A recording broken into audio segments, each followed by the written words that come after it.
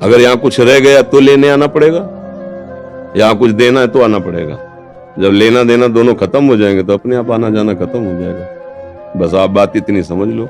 अगर कोई कामना रह गई है भोगने की, देखने की, सुनने की, छूने की, तो आना पड़ेगा। ये क्षेत्र है कामना का, और जिस समय सब कामनाएं नष्ट हो जाती हैं और हृदय में ना कोई शोक ना कोई चिंता, निरंतर भजन भगवान का चल रहा है, आप खुद मुक्त हो गए, जीते जी मुक्त हो गए। मरने के बाद की बात जाने दो, जीते जी जीवन मुक्त हो गए। अब तुम्हारा जन्म नहीं होगा। अब न कोई शोक है, न चिंता है, न चाह है, न कोई लाभ है, न कोई हाल है, न कोई सुख है, न वो जीते जी जीवन मुक्त हो गया, उसका जन्म नहीं होगा। और एक हिरण के बच्चे में प्रीति हो गई भरत जी की, तो अगला जन्म हिरण का बन गए, नहीं बन गए। लेना देना है तो आना जाना पड़ेगा।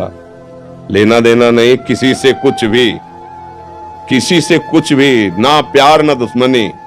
प्यार है तो आना पड़ेगा, दुश्मनी है तो आना पड़ेगा।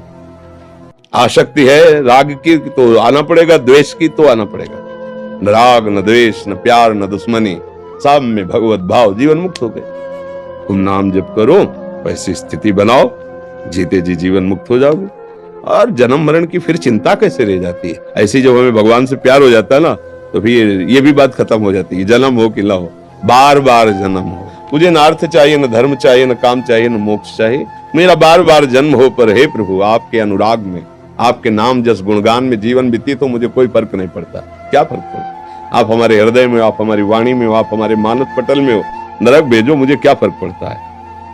नरक भेजो क्या, क्योंकि हमें नरक दिखाई नहीं देगा, हमें तो आप दिखाई देंगे। आपसे प्यार है, कहीं भी शरीर रहे, आप कहीं भी कुछ भी। अरे तभी तो कहते हैं, जैसे नीचे गैस में जब ऐसे आग बढ़ती, ऊपर बटलोई दूध की रहती, तूफान आता है ना, ऐसे आनंद का उफान आता है। अब एक बार जुड़ के तो देखो भगवान से, आनंद की मस्ती आती है। ऐसी स्थिति, कहीं कोई लाभ नहीं, कहीं कोई हानि नहीं, ऐसे वो चरम सुख में पहुंच जाता है। वो भजन करो, जीते जी जीवन मुक्त हो जाओ, ऐसी स्थिति बनाओ। मरने के बाद का क्या भरोसा, जीते जी स्वाद लो, मरने के बाद तो मंगल होगा ही होगा हम भगवान के।